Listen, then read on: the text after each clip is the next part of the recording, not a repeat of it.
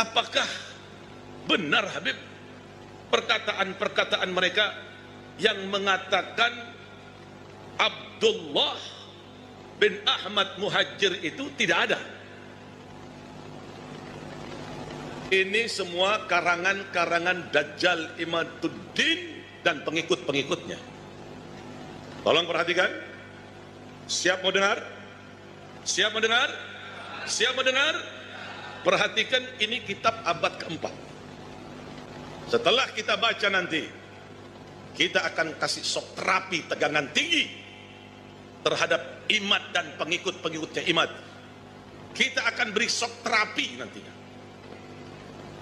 Al-Haddad dari Alawiyin, Al-Hamid dari Alawiyin, Al-Attas dari Alawiyin, Al-Jufri dari Alawiyin, Bah Hashim dari Alawiyin. Banyak para kabir, hampir mayoritas wali-wali di Indonesia ini, di dunia ini 60-70% Alawiyun. Ini yang dinafikan, ini yang diingkari. Galil adab, biadab itu kelompok-kelompok Imad ini.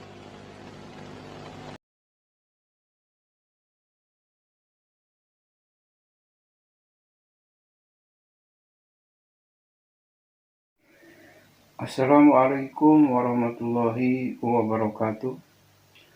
Sahabat Konsep Kehidupan Channel di mana saja berada, sehat walafiat dan mudah-mudahan selalu dalam lindungan Allah Subhanahu wa taala. Amin ya rabbal alamin. Sahabat dan saudara-saudara, ada sesuatu yang menarik yang perlu saya informasikan kepada saudara-saudara semua, yaitu sikap Muhdar dari Tangguran ketika mendengar bahwa Abdullah bin Ahmad Muhajir itu tidak ada, dan yang mengatakannya itu adalah Kiai Haji Imaduddin dalam sebuah penelitiannya, maka dia menganggap bahwa ini adalah perbuatan Dajjal Imaduddin. Dia menyebut Dajjal kepada Imaduddin dan kelompoknya dan orang-orangnya. Ya. Ini sudah sesuatu yang kurang ajar sebetulnya, keterlaluan, dan bahkan mengancam akan memberikan shock terapi tegangan tinggi. Wah, mantap. Shock terapi tegangan tinggi itu dimana? Disetrum kali ya. Iya sahabat-sahabat, itulah unuk ya, polemik nasab yang terjadi. Kenapa mereka harus marah? Kenapa mereka harus emosi? Jelaskan. Kalau memang dikatakan tidak ada, jelaskan, buktikan dengan kitabnya, iya kan? Nah di sini dia akan membuktikan dengan kitabnya. Kitab katanya kitab abad keempat. Sedangkan Ahmad Muhajir itu harusnya ada abad ke-7 dan akan dibuka kitab abad ke-4. Gimana ceritanya ya? Mundur dong. Kitabnya juga salah, palsu lagi ya. Palsu menurut hasil penelitian KRT Nur Ihya, kemudian menurut Kiai Haji Imaduddin, bahwa kitab itu ternyata kitab abad ke-4 palsu. Tak berdaya akhirnya Muhdar yang sudah koar akan memberi shock terapi tegangan tinggi, kecele akhirnya ya, cuma omong ya, omong aja yang besar tanpa ada bukti dan tanpa bisa membuktikan ucapannya sendiri ya. Kemudian diterangkan kepada para jamaah juga keterangan bohong. Keterangan bohong itu kan khianat namanya ya. Jadi apa tujuan mereka ya? Jadi akan menjelaskan karena nasabnya diungkit juga tidak mampu ya, tidak punya bukti apa. Nah itulah ya sahabat dan saudara-saudara, perjalanan polemik nasab di Indonesia ini ya yang sangat ramai. Ternyata para Ba'alawi ini memang palsu dan tidak punya bukti apa-apa untuk menjelaskan sebagai pegangan kitabnya. Dan kitab yang digunakan pun untuk menepis-menepis sementara ini itu hanya kitab-kitab palsu karangan mereka sendiri, bukan karangan-karangan ahli kitab terdahulu, bukan karangan yang dibuat oleh mereka sendiri, karangan yang dibuat oleh Ba'alawi sendiri. Kalau karangan yang dibuat oleh Ba'alawi ya bisa saja jadi kitab yang benar, bisa saja ceritanya cerita yang bagus sesuai dengan kebohongannya kan. Nah, seperti itu. Seperti Imam Syafi'i. Bagusnya Imam Syafi'i itu bukan kitabnya sendiri, tapi diceritakan oleh kitab-kitab yang dikarang oleh pengarang kitab yang masyhur, yang menyatakan bahwa Imam Syafi'i adalah imam yang seperti apa diceritakan dalam sebuah kitabnya. Nah, itulah yang menyatakan bahwa sejarahnya itu benar, ceritanya itu benar. Jadi kita bicara yang mudah saja ya. Ya, saudara-saudaraku di mana saja berada, untuk lebih jelas ayo kita dengar nih omong doangnya atau omong besarnya Muhdor Tanggulan, yang gede omong tapi tidak ada buktinya. Gede omong tanpa aya burukna, gede omong tanpa aya bukurna. Jadi air doang. Kalau tanpa ada bukurna air doang. Sayur air doang mana enak sih. Iya sahabat dan saudara-saudara, yuk kita simak saja ya pernyataan dan keterangan dari Muhdor yang memberi keterangan palsu dan bohong kepada jamaah. Selamat menyimak, jangan banyak tertawa, nanti kering. Ya, mari kita simak videonya. Benar Habib, perkataan-perkataan mereka yang mengatakan Abdullah bin Ahmad Muhajir itu tidak ada. Ini semua karangan-karangan Dajjal Imaduddin dan pengikut-pengikutnya. Tolong perhatikan. Siap mau dengar? Siap mau dengar? Siap mau dengar? Perhatikan, ini kitab abad keempat. Setelah kita baca nanti, kita akan kasih sok terapi tegangan tinggi terhadap Imad dan pengikut-pengikutnya Imad. Kita akan beri sok terapi nantinya. Al-Haddad dari Alawiyin, Al-Hamid dari Alawiyin, Al-Attas dari Alawiyin, Al-Jufri dari Alawiyin, Bahashim dari Alawiyin. Banyak para kabir, hampir mayoritas wali-wali di Indonesia ini, di dunia ini 60-70% Alawiyun. Ini yang dinafikan, ini yang diingkari. Galil adab, biadab itu kelompok-kelompok Imad itu. Saya berjanji nanti saya akan kasih sok terapi tegangan tinggi terhadap mereka. Jangan macam-macam. Anda telah membangunin harimau yang tidur. Kami akan buat goncang nanti dunia ini gara-gara sampean. Kita ini tidak gila hormat. Tapi pada saat dia mengatakan Alawi Jahannam, Alawiyin Jahannam, tunggu. Suatu saat kalian akan bertemu dengan saya nanti. Saya akan kasih sok terapi tegangan tinggi terhadap kalian nanti. Saya ingatkan kepada para santri, baik yang ada di Jember, atau yang ada di Banyuwangi, atau yang ada di Lumajang, atau yang ada di Probolinggo, atau yang ada di Pasuruan, atau yang ada di Madura, atau yang ada di Surabaya, para santri, jikalau ada kelompok-kelompok Imad, kelompok-kelompok pencaci maki Sada Alawiyin ini, pertama laporkan dulu kepada aparat kepolisian. Tapi kalau kepolisian tenang-tenang saja, polisinya tidak mau menggerak, polisinya malah memberikan fasilitas, umpamanya kita akan kasih shock terapi mereka dengan tegangan tinggi, sebagaimana kita kasih shock terapi terhadap orang-orang Syiah. Kita akan kasih shock terapi terhadap mereka, tunggu waktunya. Kalau Syiah kita bisa sikat, kita bisa bumi hanguskan. Apalagi kelompok-kelompok Dajjal Imad ini. Kira-kira dibiarkan atau dilawan? Tidak ada jalan lain. kecuali kita akan kasih shock terapi tegangan tinggi nantinya. Kalau Syiah saja di Madura, di Puger, di Bondowoso, di Bangil, di Surabaya, di Madura, kita bisa kasih shock terapi dengan tegangan tinggi. Pasukan-pasukan mereka kita rontokkan, apalagi pasukan-pasukan Dajjal Imad ini, kita akan berikan shock terapi dengan tegangan tinggi. Kalau tidak gitu, tidak akan pernah selesai ini. Lihat nanti, sabar nonton. Tidak bisa dibiarkan ini kelompok-kelompok Dajjal ini tidak bisa dibiarkan. Betul tidak? Betul tidak? Tunggu waktunya. Pasti kami akan beri shock terapi tegangan tinggi, bukan dengan tegangan rendah, tegangan tinggi. Tidak terima, kecuali sayanya musyahadah dalil dianya. Siki mah dalilnya bohong-bohongan kabeh. Mau anak sing marah-marah. Wong Tanggul kan. Katanya Imad Dajjal. Ini ada kitabnya, kitab abad keempat. Sudah sahih di sini disebutkan bahwa Ubaid anaknya Ahmad.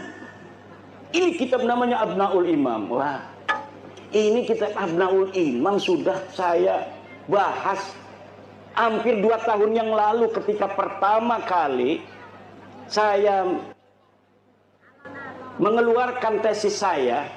Seorang kiai dari Pelamunan Banten datang ke rumah saya, manggilnya Abah sama saya, kiai dari Pelamunan. Sekarang ketua PCNU Kabupaten Serang sekarang. Namanya Gus Robi.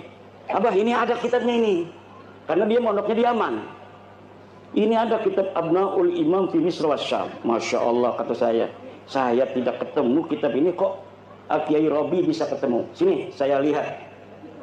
Saya teliti kitabnya, ternyata kitab ini adalah kitab palsu. Baru dicetak tahun kemarin, tetapi mengatasnamakan tahun 473 atau 37 Hijriah. Ternyata kitabnya itu kitab aslinya 20 lembar. Dikarang oleh orang yang ada di tahun 199 Hijriah. Hanya menerangkan anaknya Sayyidina Ali dan cucunya Sayyidina Ali, Abnaul Imam fi Misr Wasyam Al-Hasan wal Husain. Tidak menerangkan yang lainnya karena tahunnya saja masih tahun 199 Hijriah. Sedangkan Ubaid itu wafatnya 383 Hijriah. Masa iya orang yang hidup di tahun 199 Hijriah bisa mencatat orang yang ada di tahun 383 Hijriah? Bohong apa aku? Bohong. Lah iki jebari marah-marah bahwa kitabnya sudah ditemukan, ini kitab abad keempat. Ya 473 kan kudunya abad kelima. Wis ngomong salah, isinya salah. Kalau misalnya kitab itu benar, itu sing cerdas-cerdas kan sing ngebela kayak Rumel Abbas, kayak Idrus Romli, itu dulu yang akan dipakai untuk menjawab saya. Profesor Said Agil Al-Munawar pasti akan membawa dalil itu kepada saya. Tetapi kenapa mereka tidak membawa? Karena mereka pun tahu itu kitab palsu. Dan kepalsuan itu diakui di mukaddimahnya ada.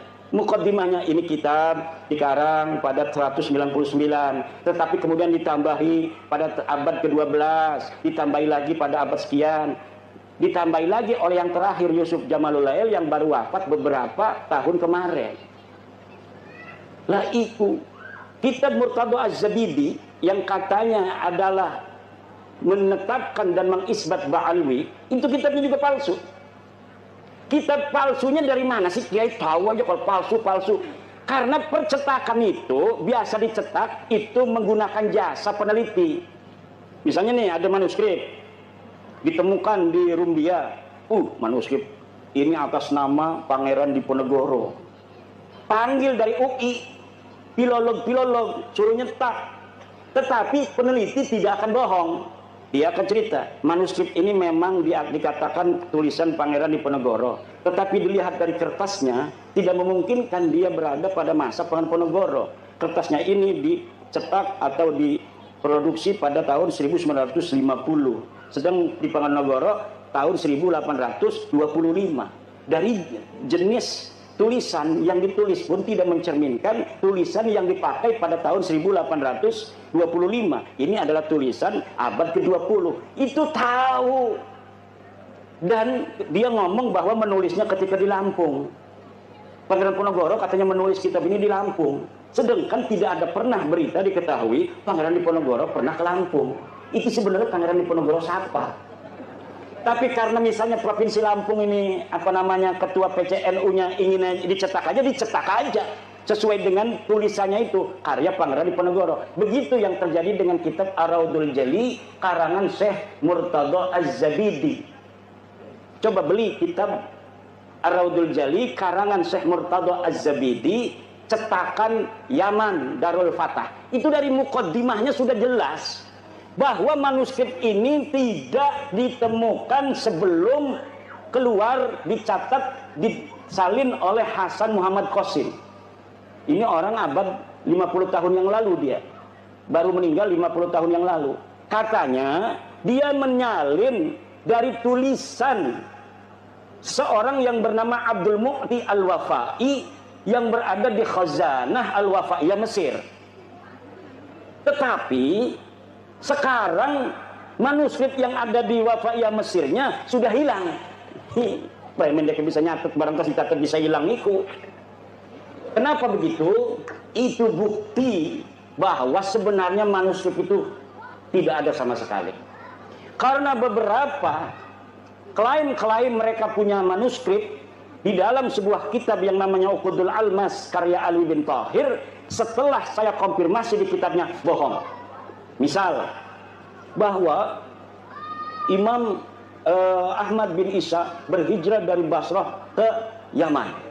Disebutkan oleh Imam Al-Ubaidili di dalam kitabnya. Saya buka kitabnya Imam Al-Ubaidili, tidak ada keterangan itu. Kemudian bahwa Ahmad bin Isa bergelarnya tidak pernah ada Al-Abah dan An-Nafar. Gelarnya menurut dia hanya Al-Muhajir. Ternyata tidak seperti itu.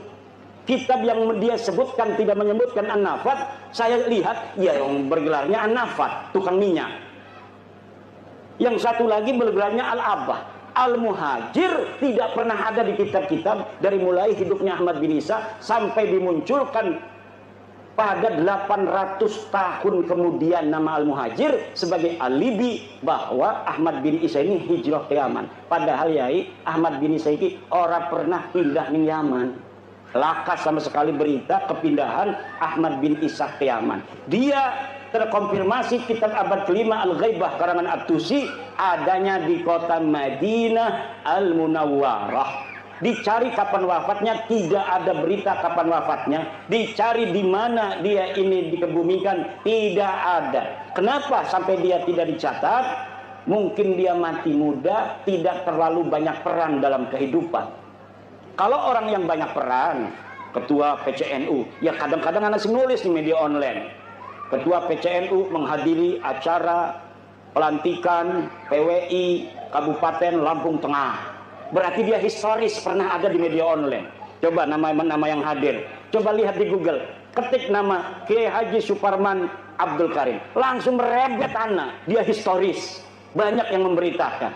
Tapi kalau bapak-bapak kita yang tidak pernah ikut gabung-gabung di organisasi, dikir bening jogoa, gelati arane Samsuri, lakan Google le, yang tasawuf tidak pernah ada interaksi dengan masyarakat luas. Begitu pula lah keberadaan seseorang yang dikatakan dengan kesejarahan yang begitu luar biasa, pasti ada saja orang-orang sekitar dia yang menginformasikan tentang aktivitasnya waktu dia hidup. Tetapi nama-nama Ba'alwi ini sama sekali tidak ada. Fakih Muqaddam, jare bisa mi'raj 70 balen sebengi. Dia ada di abad ke-6. Banyak kitab abad ke-6 di Hadramaut, di Yaman yang memberitakan tentang ulama-ulama Hadramaut. Satu pun tidak ada yang memberitakan orang ulama di Tarim namanya Fakih Muqaddam. Laka pemaning karo keramat-keramatin. Makanya Abdul Qadir Jailani pun kalah pangkatnya oleh Fakih Al-Muqaddam. Kenapa namanya Al-Muqaddam? Karena dia orang yang paling tinggi derajatnya. Ternyata ketika dicari di dalam sejarah masa lalu tidak ada. Sejarah itu yang perlu dokumen bapak-bapak. nggak usah marah-marah, wis dokumen deh. Dokumennya mana? Kalau tidak sejaman, yang primer, yang sekunder, yang kira-kira dia bisa mendeteksi orang yang ada pada abad sebelumnya. Kalau misalnya tidak ditemukan pada abad-abad yang mendekati, maka yang ditemukan yang paling dekat, senajan 100 tahun, ini yang akan dipakai. Nanti apabila ditemukan yang lebih tua, maka yang muda, yang bertentangan yang dengan yang lebih muda ini harus namanya tesisnya ini sudah ada antitesis, sudah tidak bisa dipakai lagi. Bengen surah istifadah Habib kabeh bin Syihab bin Smith bin Yahya As-Sagrab turunan Nabi, tapi siki antesis abad tua 4, 5, 6, 7, 8, 9 bahwa deket duduk putune Kanjeng Nabi. Ya kudu nerima tes DNA ini melenceng, turunan Nabi kudune J1 deket mah tes DNA ini hasilnya G haplogrupik. Turunan Nabi Muhammad, turunan Nabi Ibrahim J1 haplogrupnya. Mereka 180 orang yang sudah tes DNA kebanyakan G. Ini menunjukkan bahwa mereka bukan hanya bukan sebagai turunan Nabi, tapi juga bukan orang Arab.